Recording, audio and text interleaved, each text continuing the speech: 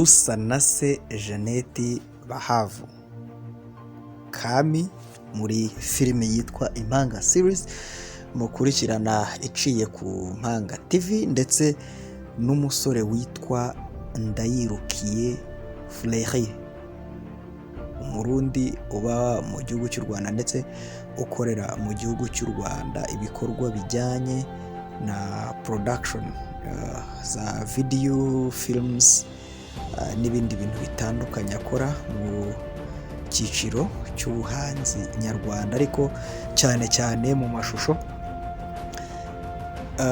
Bamaze gukora ubukwe, bateye igikumwe, basezeranye mu murenge.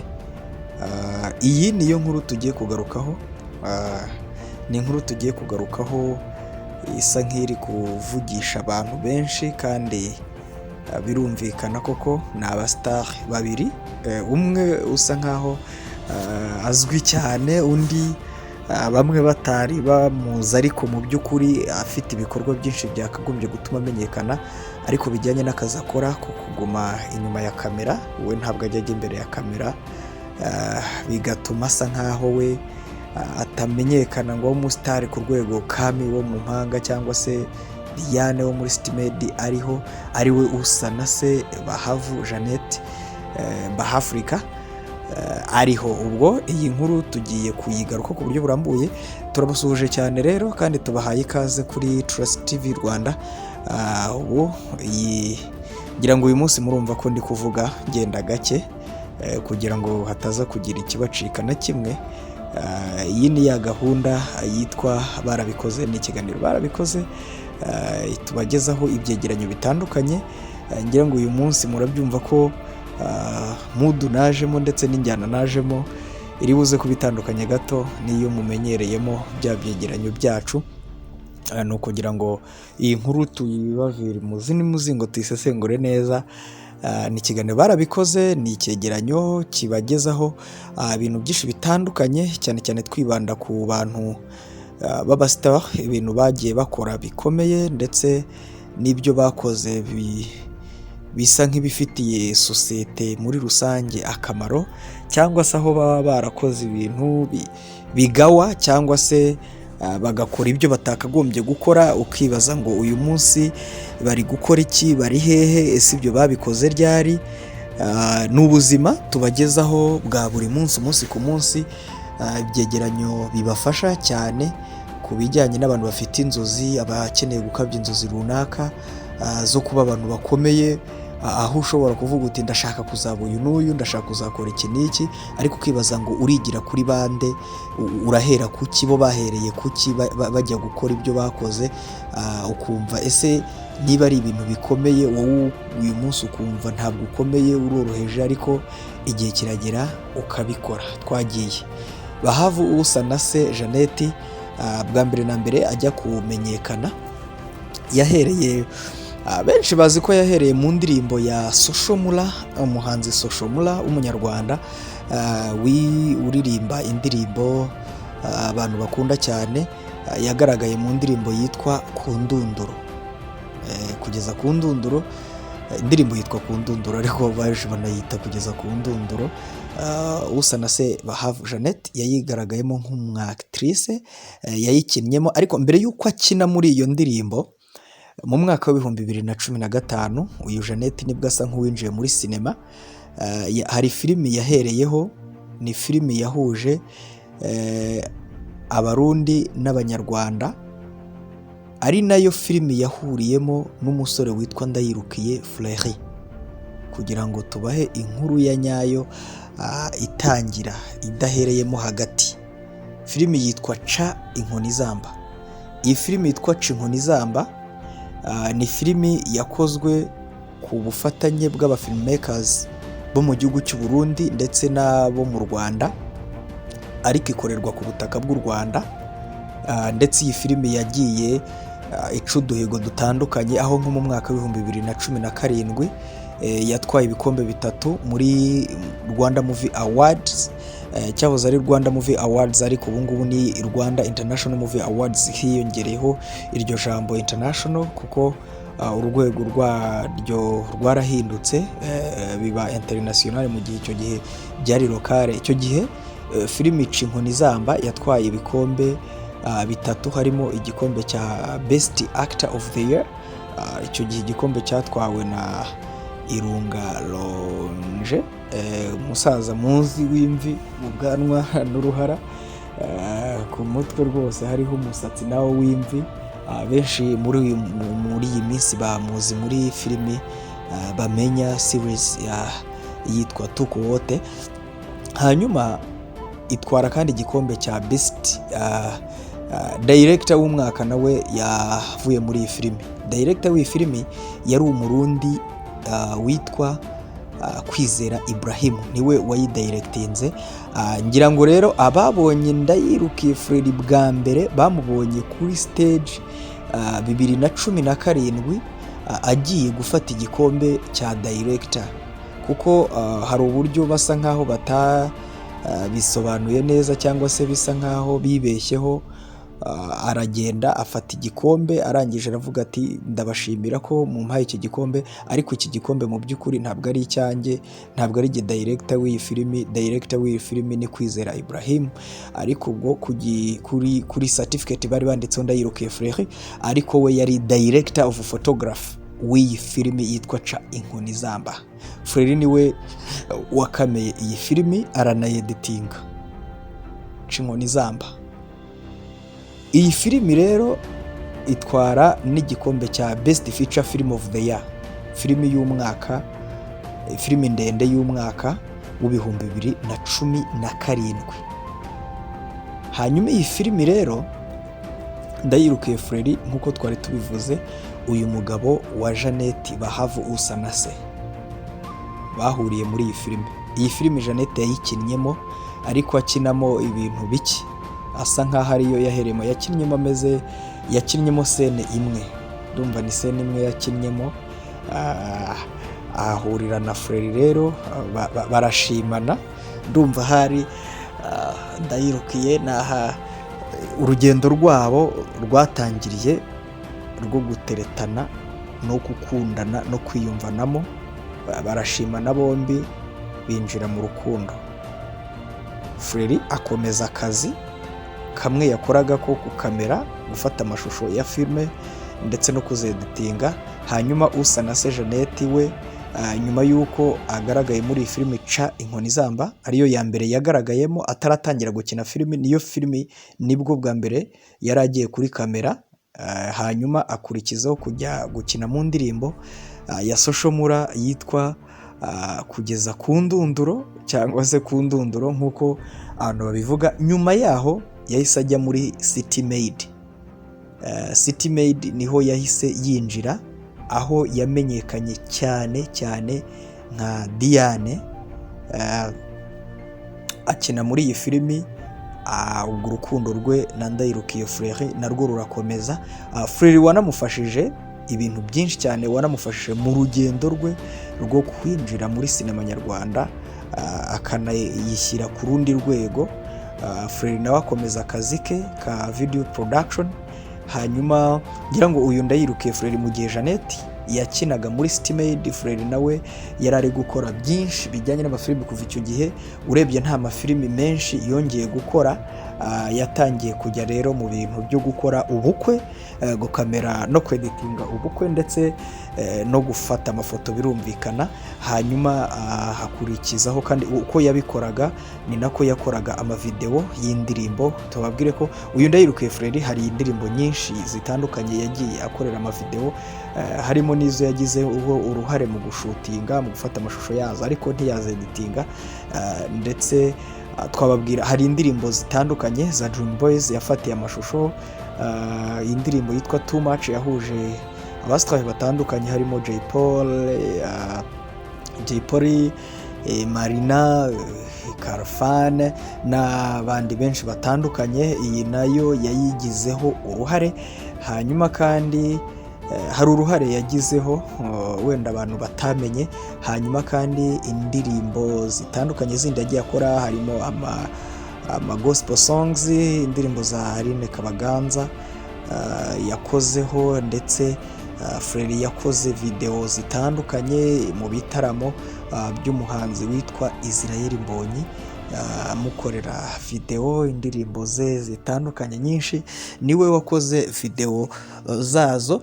Hanyuma kandi Frere yakomeje akazi ke akora video zindi zirimo video z'umuhanzi Mpano yamukoreye video. Hanyuma kandi arakomeza akazi ke. Hanyuma iyi filimi yitwa Cinkonizamba mu mwaka w'2018 yaje gutwara ikindi gikombe muri Rwanda Christian Film Festival itegurwa na Christian. Iyo filimi iba the best feature film of the year mu mwaka w'2017 nyine itwara iki gikombe muri Rwanda Christian Film Festival. Iyi filimi rero yakozwemo n'abantu batandukanye bakomeye hano mu gihugu, aho ku ruhande rw'abanyarwanda bagaragaye muri iyi filimi harimo Kayumba Vianney wamenyekanye cyane muri filimi Amarira y'urukundo nka Manzi. Harimo kandi umukinnyi Irunga Tukowote nk'uko twabibabwiye, nawe yagaragaye muri iyi filime. Harimo umukinnyi Rosine abantu benshi bamenye mu ndirimbo ya All Star yakozwe na Al Pacino Zuzu yitwa Niko Nabaye. Iyi ndirimbo yayikinnye mu mukobwa w'inzobe gutya ujyana na Riderman agiye kumugurira gift muri iyi ndirimbo.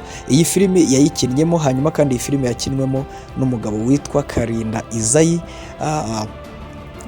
wamenyekanye cyane, nawe wakoze ibikorwa byinshi bitandukanye mu cyiciro cy'ikinamico na filime nyarwanda, ndetse umwe mu bagabo bakomeye muri iki gihugu ufite uburyo akora ibintu mu buryo bw'umwuga.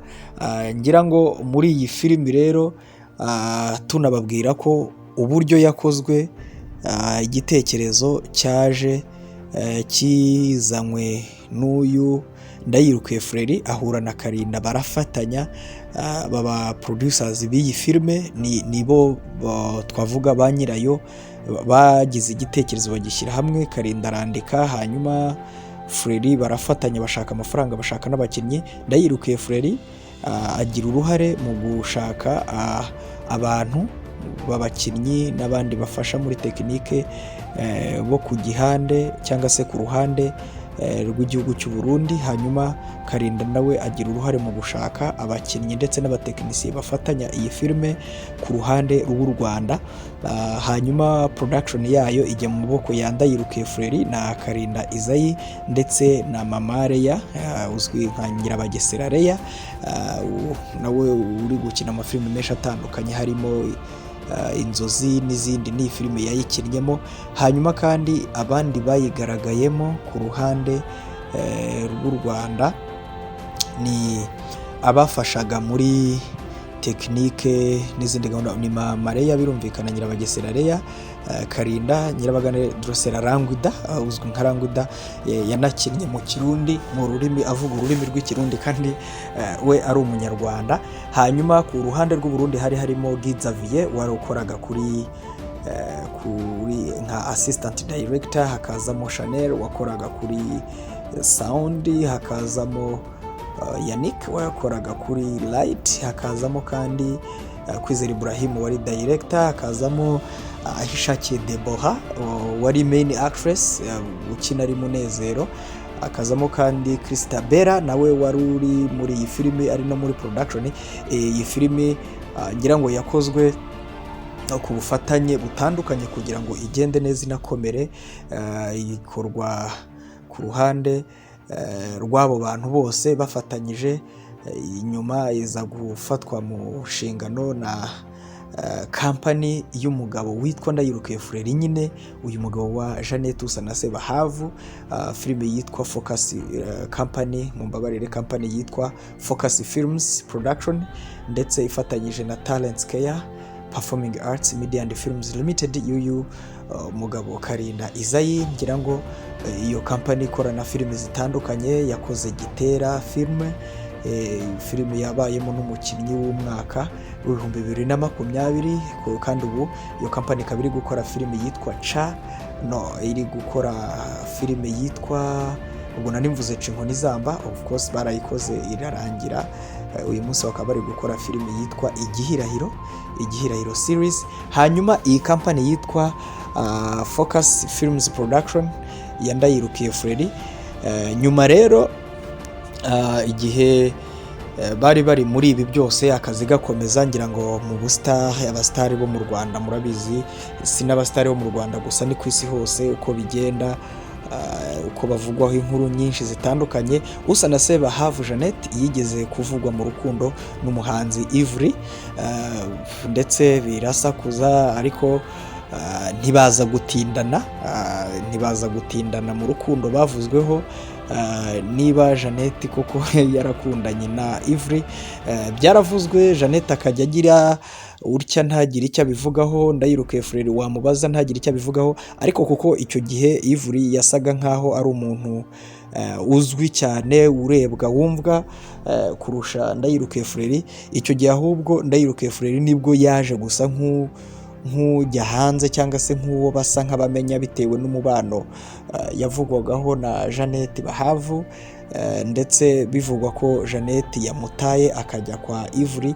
Hanyuma nyuma y'igihe gito kitarambiranye ndetse kitanatinze cyane, Bahavu arongera avugwa mu rukundo na Ndayirukiye Freddy. Icyo gihe mbere ntibabyemeraga ngo babyemeze babishyire ku mugaragaro, hanyuma batangira kubishyira ku mugaragaro. Igihe batangiriye kubishyira ku mugaragaro rero, interview nyinshi, ibivugwa byinshi, baza guhita bafata icyemezo batabitinzemo cyane.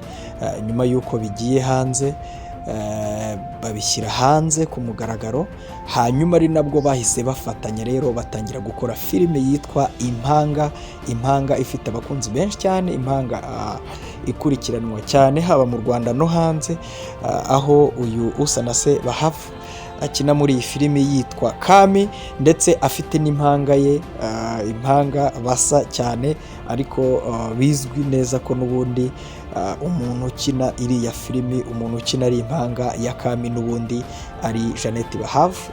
Akina arimo abakinnyi babiri, ngira ngo ni ibintu bakoze bisa nkaho byabanje kugora abantu kubyumva, ariko mu by'ukuri inyuma baza kubikora bigenda neza, hagaragaza ubuhanga butandukanye. Freddy rero Ndayirukiye niwe ufata amashusho y'iyi filimi akanayitunganya, editing ikabageraho imeze neza cyane, isa kwa kundi mubona isa, ndetse iryoshye kumwe iba iryoshye. Bahavu Usa na se agategura script ndetse akanakina.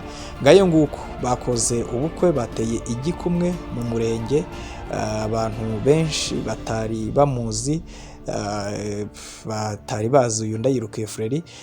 Tubabwire ko yageze mu Rwanda mu mwaka wa 2015, ngira ngo murabyumva ko amazemo imyaka isaga 5, ijya ku mwaka utaha araba yatangiye undi.